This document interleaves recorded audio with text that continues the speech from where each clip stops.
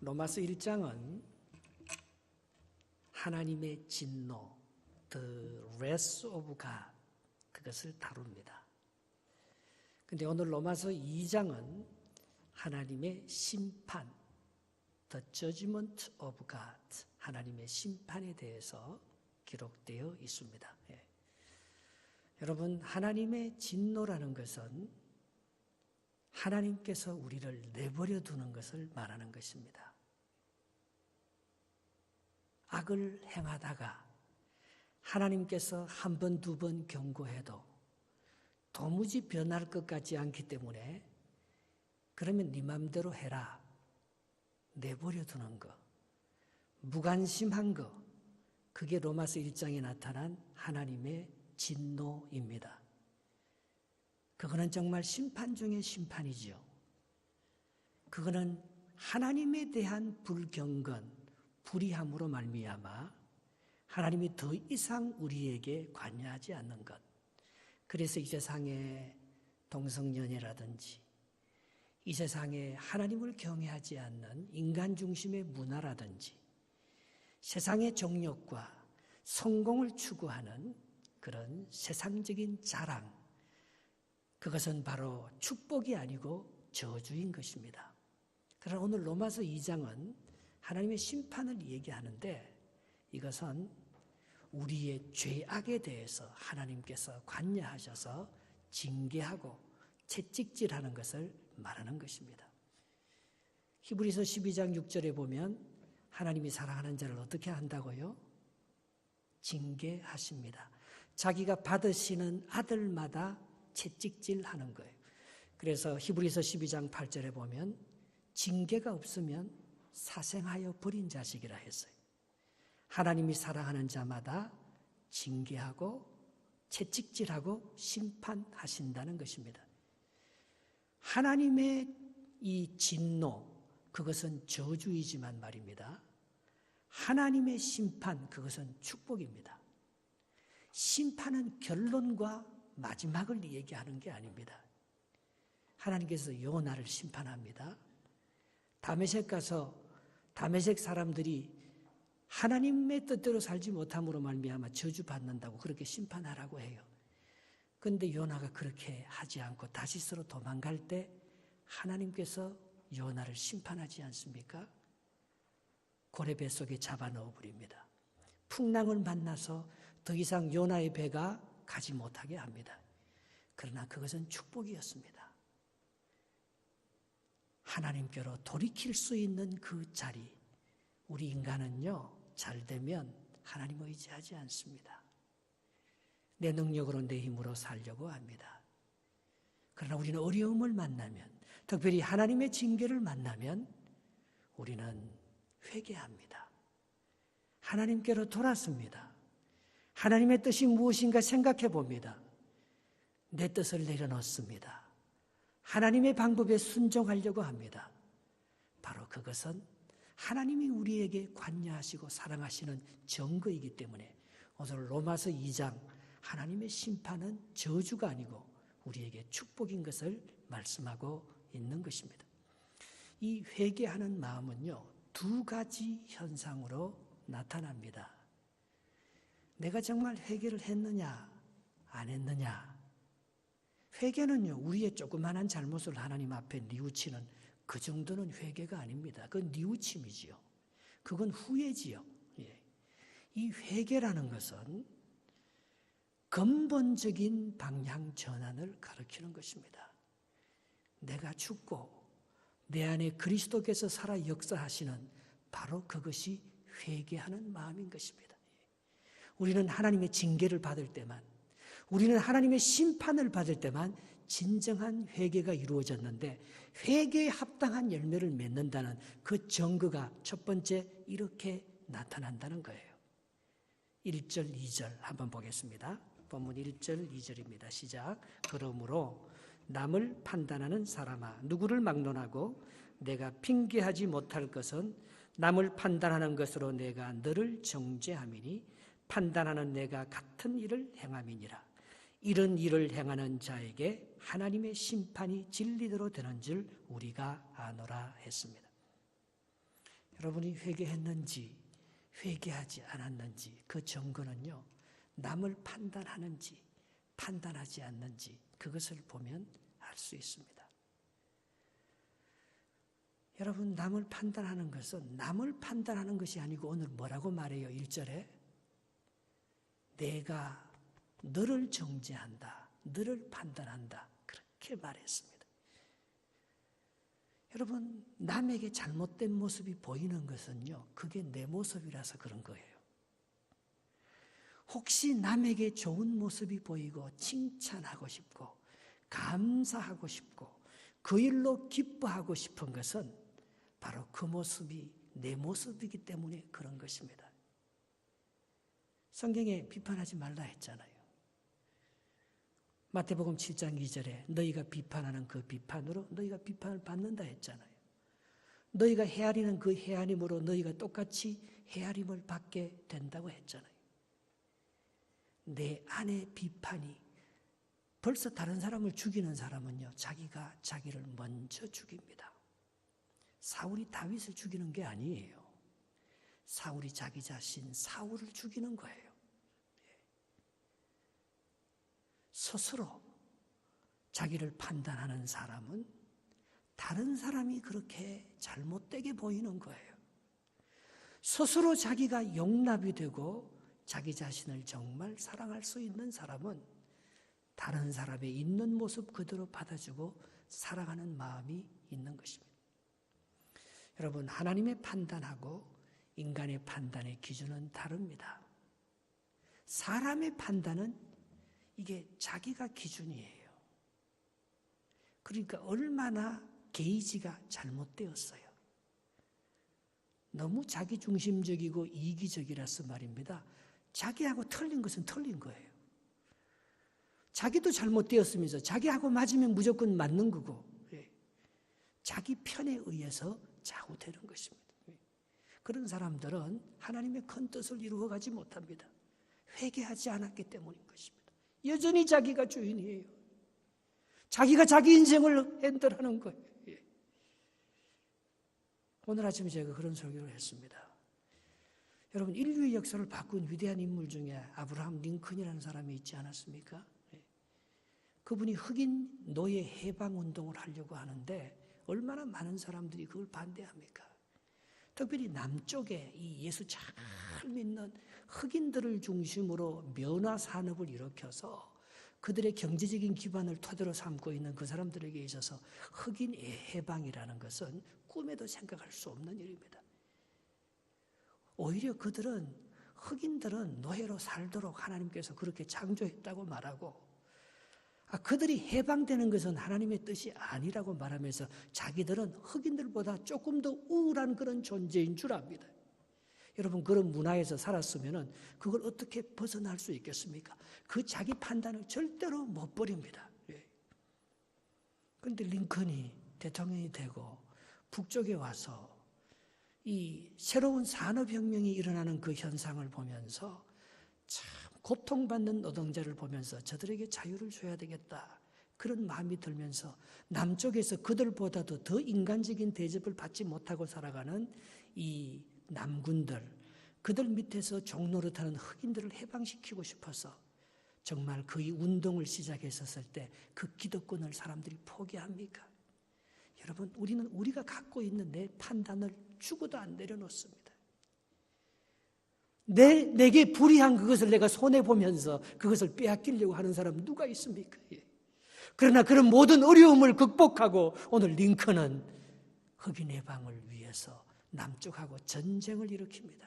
전쟁을 일으키는 것이 아니고 흑인 해방되어야 된다고 하니까 그것을 반대해서 그들은 어떻게 하든지 흑인 해방되지 않도록 자기들이 갖고 있는 그 이득을, 그 기득권을 포기하지 않기 위해서 흑인들을 끝까지 노예로 쓰려고 하기 때문에 그 전쟁이 계속될 수밖에 없잖아요. 남군의 리 장군이 이끄는 그 병력은 말입니다, 북군보다도 훨씬 전략이나 힘이 우수합니다. 신앙도 더 좋습니다. 전쟁할 때마다 북군이 지는 거예요. 그래서 북군 장군이 링컨 대통령이 와서 하는 말이 뭡니까? 이때 하나님이 우리 편이었으면 좋겠다고. 그러면 하나님께서 우리를 전쟁에서 이기게 해주지 않겠느냐고 말합니다. 그때 링컨이 정색을 하면서 그런 말을 하지 않습니까? 하나님이 우리 편이냐 우리 편이지 않느냐 그건 중요한 게 아니라는 거예요. 내가 하나님 편에 서느냐 하나님 편에 서지 않느냐 그게 중요한 거예요. 여러분 많은 사람들이 기도합니다. 회개했다고 말합니다. 그러나 자기가 판단의 기준인 거예요. 흑인을 해방시킬 수 없는 거예요. 하나님을 적당히 이용해서 하나님을 내 편 만들어서 내 유익을 내 승리의 도구로 그렇게 이용해 먹는 그게 무슨 회개입니까? 자기의 승리를 위해서 하나님을 이용해 먹는 우상 숭배지요. 여전히 자기가 주인이지요. 하나님을 자기 목적을 위해서 마음대로 갖고 노는 것이죠. 링컨이 분명히 얘기합니다. 이 흑인 해방은 하나님을 기쁘시게 하는 일이기 때문에 반드시 우리에게 하나님은 승리를 줄 것이라고 확신합니다. 불리해도 지금 전세가 어려워도 흑인 해방하는데 어떤 어려움이 끼칠지 그는 알지 못하지만은 이게 하나님이 기뻐하는 일이라면은 모든 사람을 자유케 하고 이 민족을 정말 하나님이 원하시는 그런 복된 나라로 만드는 이 흑인 해방이 그런 목적으로 이용된다면 내가 좀 손해를 보고 많은 사람들이 어려움을 있어도 고통받는 가난한 사람들에게 더 좋은 유익한 일이라면은 이 흑인 해방은 반드시 될 것이라고 믿고 그는 하나님을 기쁘시게 하는 그 일에 생명을 걸면서 싸웁니다. 회개한 사람이지요. 하나님이 자기에게 주인이 되어서 하나님의 뜻에 자기를 맞추는 거지요. 여러분 오늘도 정말 내 고집대로 살면요 다 다른 사람이 잘못되어 보이는 거예요. 그건 내가 잘못된 거예요. 내 눈이. 내 안에 있는 덜보는 보지 못하고 남에 있는 티만 보면서 이건 이렇게 잘못됐다, 저건 저렇게 잘못됐다, 이건 이렇게 해야 된다, 저건 저렇게 해야 된다 하면서 수없이 다른 사람들을 고치게 하기 때문에 그 인생이 피곤한 거예요. 항상 기뻐하라, 쉬지 말고 기도하라, 범사에 감사하라.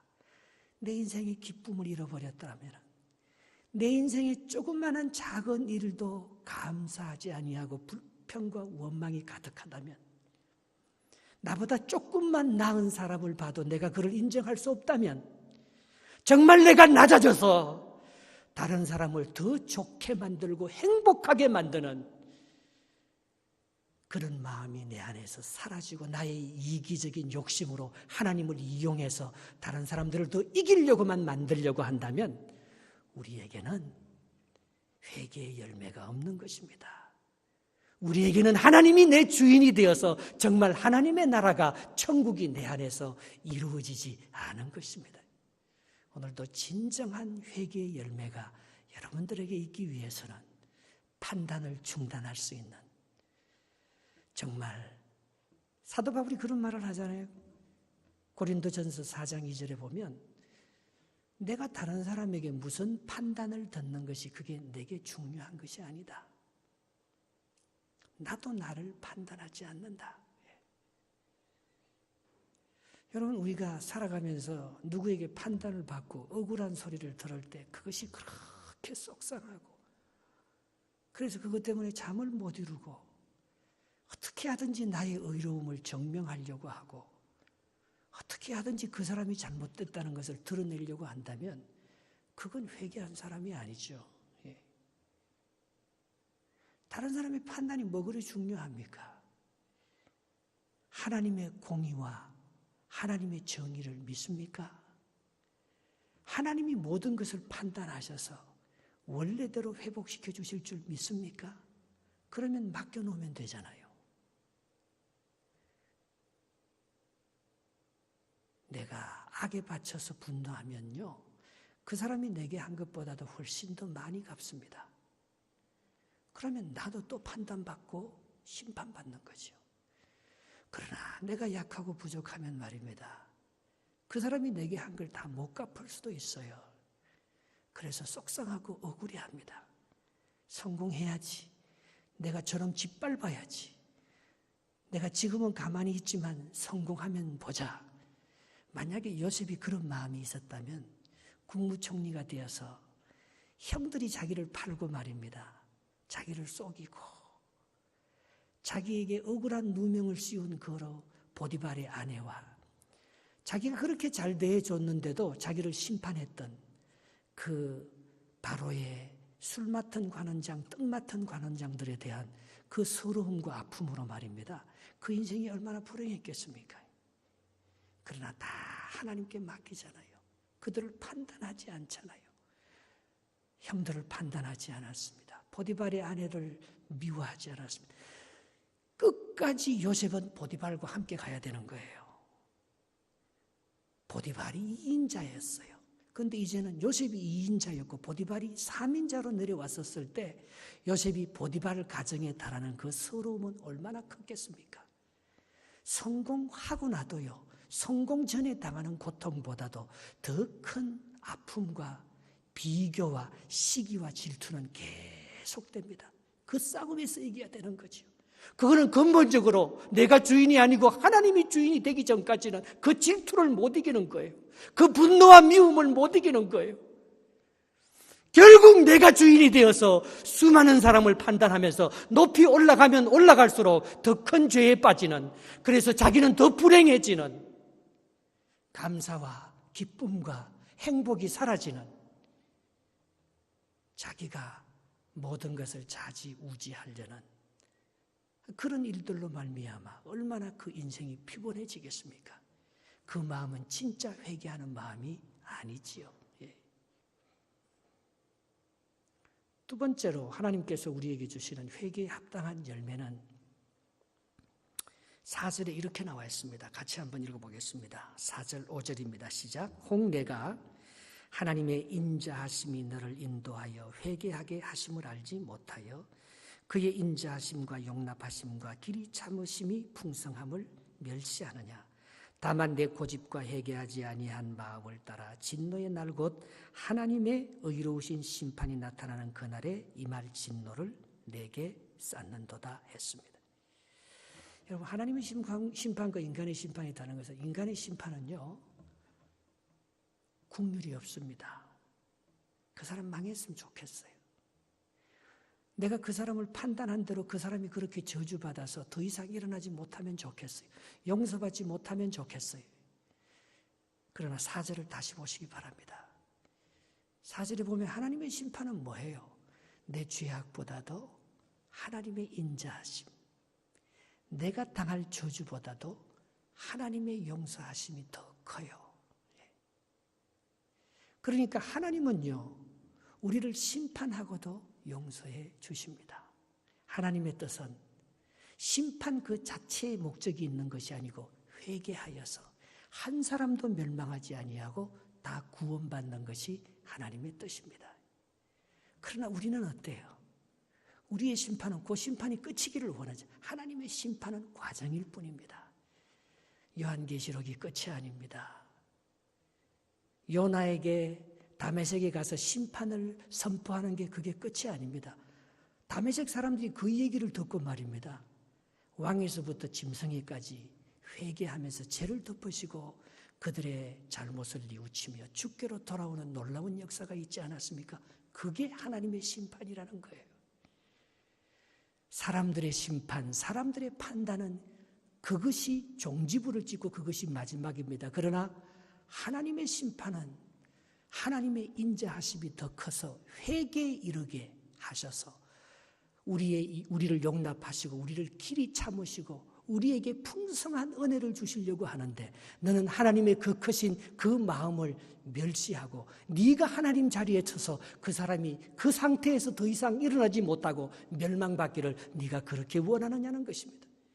왜 그렇게 잘못했는 사람을 한번 정죄했으면 그 사람이 반드시 다시 일어나서 잘 될 줄 믿고 그 사람을 위해서 기도해주고 회개의 기회를 주지 않고 왜 그것이 끝마치기만을 그렇게 바라는 우리에게 악한 습성이 우리에게 있지요. 그것은 하나님의 인자하심, 하나님의 풍성하심, 하나님의 역사하심을 우리가 멸시하는 하나님 나라의 주인공이 아닌 거예요. 회개에 합당한 열매를 맺는 사람의 자세가 아닌 거예요. 어떤 교회에 그 관리 집사님이 계셨습니다. 이분이 얼마나 정성스럽게 개 2마리를 키우고 있었어요. 모든 사람들이 그 사찰 집사님을 존경했습니다. 저 사람은 정말 교인들 한 사람 한 사람을 돌보고 교회 구전 일을 다 할 뿐만 아니고 저렇게 버려진 짐승까지 잘 기른다고 말입니다. 모두 다 그 사찰 집사님을 존경하고 사랑했어요. 목사님도 그 교회 성도들도 사랑했습니다. 그런데 이 사람이 그 2개에게 지어준 이름을 듣고는 모든 사람들이 경악을 금치 못했던 거예요. 첫째 그 개의 이름은 수육이었습니다. 두 번째 그 개의 이름은 정골이었습니다. 그해 여름이 끝나기 전에 이 개 2마리는 말입니다.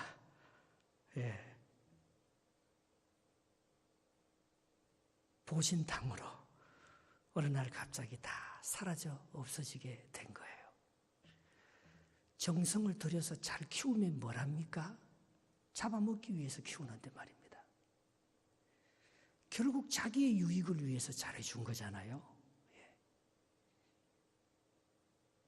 여러분, 징계를 하느냐, 징계를 하지 않느냐, 그것이 중요한 게 아닙니다.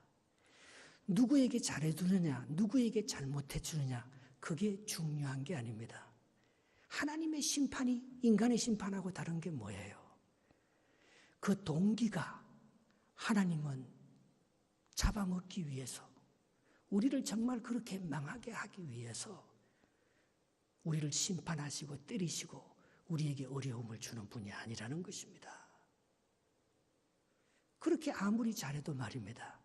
그 사찰 집사의 마음속에서는 그 개를 사랑하는 게 아니고 그 개가 자기의 먹잇감에 불과하잖아요. 자기의 몸보신을 위해서, 자기의 육신의 정욕과 자기의 건강을 위해서 그 개를 그렇게 잘해줬다면 그것은 정말 개를 사랑하는 사람이 아니죠. 진짜 의로운 사람이 아니죠.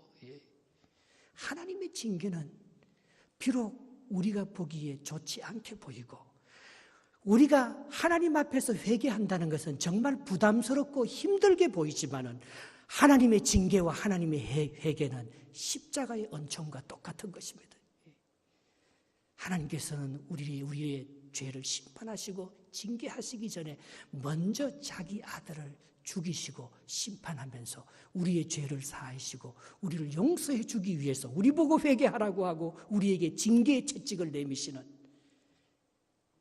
하나님은 우리의 죄보다도 훨씬 더 큰 용서를 가지고 하나님이 우리를 향한 잘못된 죄에 대한 심판보다도 더 큰 하나님의 용납하심과 인자하심과 사랑하심을 가지고 우리에게 나오기 때문에 우리가 하나님의 마음을 가지고 그분 앞에 회개하고 돌아가면은 그분은 반드시 우리를 잡아먹거나 우리를 이용하기 위해서 우리를 그렇게 잘해주는 것이 아니고 우리의 진정한 미래에게 영생을 주기 위해서 우리의 진정한 미래에게 영원한 평강과 생명을 주기 위해서 우리에게 그런 회개를 요구하신다는 것입니다.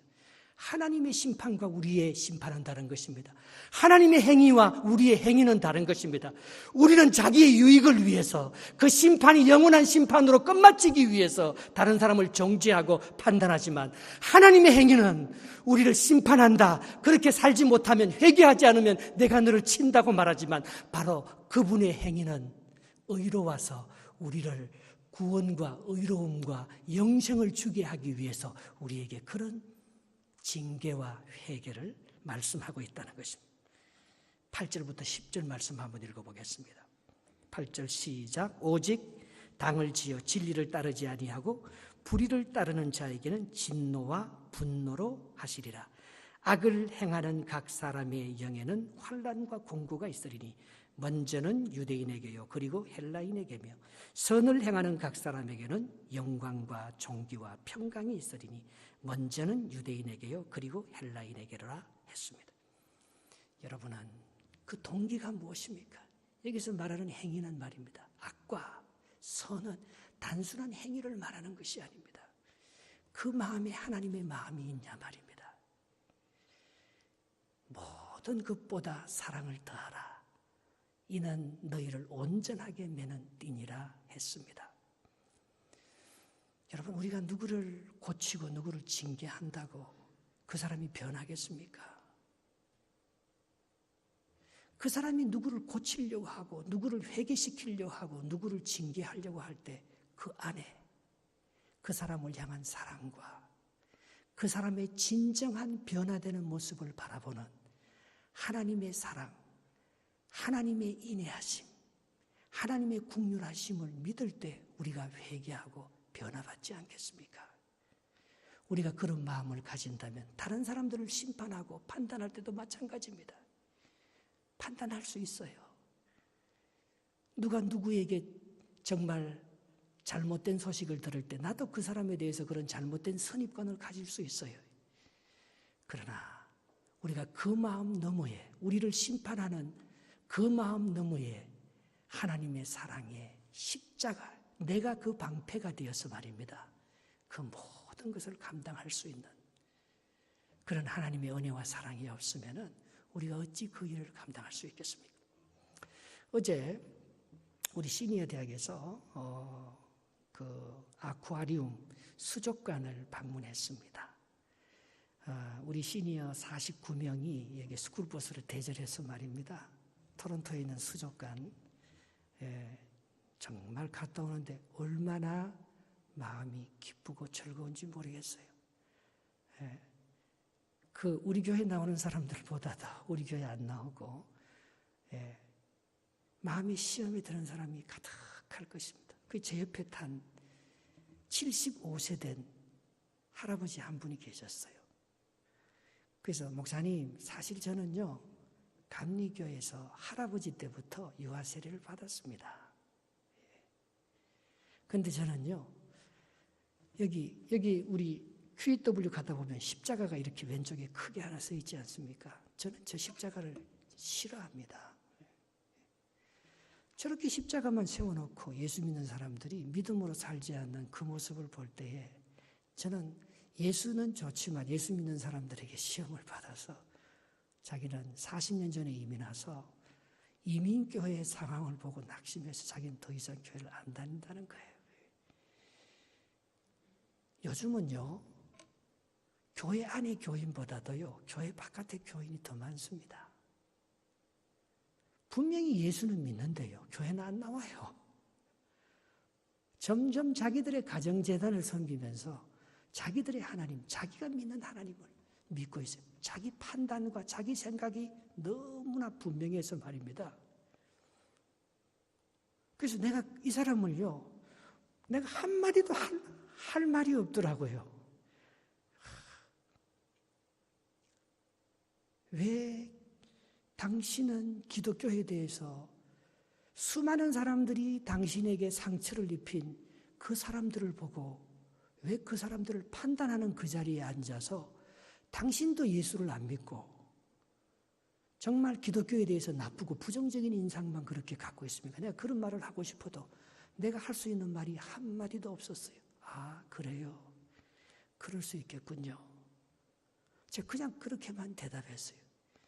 제가 가면서 한 30분 정도 아쿠아리움 가는 길에서 계속 자기의 이 울분, 자기의 기독교에 대한 불만, 자기가 교회에 나오지 않는 정당성에 대해서요 얼마나 많이 얘기하는지 몰라요.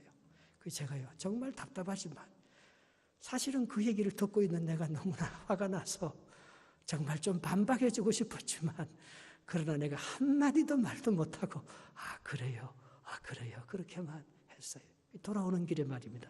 목사님 언제 시간 되면 우리 집에 한번 와주세요. 이 사람이 이러더라고요. 그러면서 또 내리면서 말입니다.